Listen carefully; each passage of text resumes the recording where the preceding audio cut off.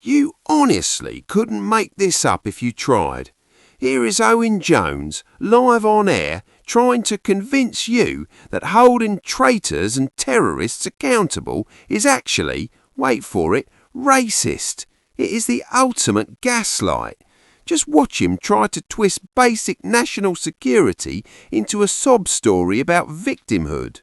Yeah. Shamima Begum, who was a young woman, who was a girl who was groomed, I would say those Brits fighting for Russia are far more of a problem. No one's calling for their citizenship to be stripped away. Why are we applying these double standards? Let's just qualify that's because you don't have dual nationality and someone else might do. No, that's the point. So we're saying what we're saying is people of colour in this country. We're saying you're not quite as British as everybody else. If you cross a line, we'll take away your citizenship, but that doesn't apply to other people. So you're literally saying there's two categories of British people in this country. Can I just get Emma? Because I need to just get Emma in here. I mean, that issue of colour. We're disproportionately affecting people of colour.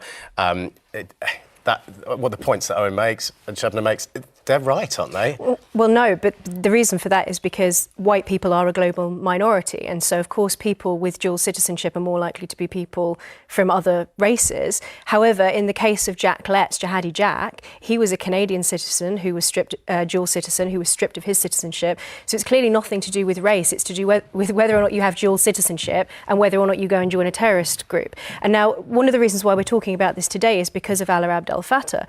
But in his case, he should never have been given citizenship in the first place. So this raises a whole new issue where people are getting citizenship far too easily. He got citizenship purely because his mother was born. If I could finish my point, he is British. He was made British in 2020. She's British. Okay, yes, she's British born and bred. Please let me finish my point. Okay. So he was entitled to British citizenship because his mother was born in Britain while her mother was studying a PhD here. She was entitled, therefore, to transfer that citizenship to him in 2021 as a means of trying to get him freed from that Egyptian jail. Now, because of that, because of various court cases that mean that you basically don't have to do the good character test if you have a parent who is a British citizen, he was entitled to skip that and just to become a British citizen. Because he's British, and that's what the point I was making. You didn't have to do a good character test, did you? Because you're I was British. Born here and I'm not a dual citizen. But my he's a British citizen. My point is that given the sorts of things that he was saying online, how much he clearly doesn't like white people, clearly doesn't like British people, doesn't like Britain, has said all sorts of awful things that would be considered incitement to violence, that he should never have been given British citizenship in the first place. So if the government make a mistake, they should be able to strip people of their citizenship. Shabna, I'll come to you in a minute. I just want to get Owen to respond to that because you wanted to jump in three or four times during that. I mean, lots of people say very offensive things for British. No one would ever dream of calling for their citizenship to be stripped away. These tweets are from 13 years ago, not when he was a British citizen. He was imprisoned by a brutal dictatorship this country arms, woo, patriotism there, and he was released because, as a British citizen, given his mother was British born and bred, the British government argued successfully for his release. You're not calling for other people who say unbelievably offensive things to have their citizenship stripped away. That would be millions of people in this country. May I come back on that? Yeah, briefly. And I want to try. Shabna, I know you're waiting, but that is because non-citizens have different rights to citizens, and he said those things when he wasn't a citizen, and that should have disqualified him from citizenship. We don't want to get into one specific case. We're talking about the broader issue. Make no mistake, what you just watched is the absolute state of the modern British left in a nutshell. You have Owen Jones practically vibrating with indignation, trying to gaslight the British public into believing that holding dual national terrorists accountable is somehow an act of racism. It is the classic bait and switch.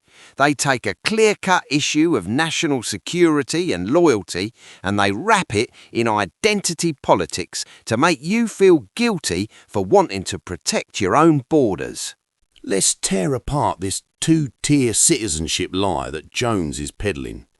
He wants you to believe that there's a racist conspiracy to strip citizenship from non-white people. But Emma Trimble completely dismantled that narrative in seconds by bringing up Jihadi Jack. Jack Letts was white. He was a dual national. He betrayed this country, joined a death cult and lost his British passport. Where was Owen's outrage then? Where were the tears for the white convert? It didn't exist because it doesn't fit the victimhood hierarchy the left relies on. The reality's simple. If you have a second home to go to and you decide to wage war on Britain or incite violence against its people, you forfeit the privilege of being British. It's not about skin colour, it's about having a get-out-of-jail-free card in your back pocket that native Britons don't have. And didn't you love that moment when Emma dropped a demographic reality check? White people are a global minority. You could feel the temperature in the room drop. That is a biological and statistical fact. But in the polite circles of the BBC and liberal media, saying it out loud is treated like heresy. The reason most dual citizenship cases involve ethnic minorities in Britain is simply a result of mass migration patterns. It's maths, not malice. But Jones can't accept that because his worldview requires him to see Western civilization as the eternal oppressor, even when we are the ones inviting people in who actively despise us. The most infuriating part of this clip, though, is the discussion around Allah Abd el Fattah. This highlights exactly why our immigration system is fundamentally broken. We have a situation where someone can inherit British citizenship like a family heirloom without ever having to prove they actually like the country, respect its values, or want to be part of its society. He bypassed the good character test, a test that exists for a reason, on a technicality. Jones tries to brush off the man's vile tweets as 13 years ago, as if hatred has an expiration date. He mocks the idea of patriotism, yet uses the British state's power to rescue a man who, by all accounts, seems to loathe the very people who saved him. This is the suicidal empathy of the West.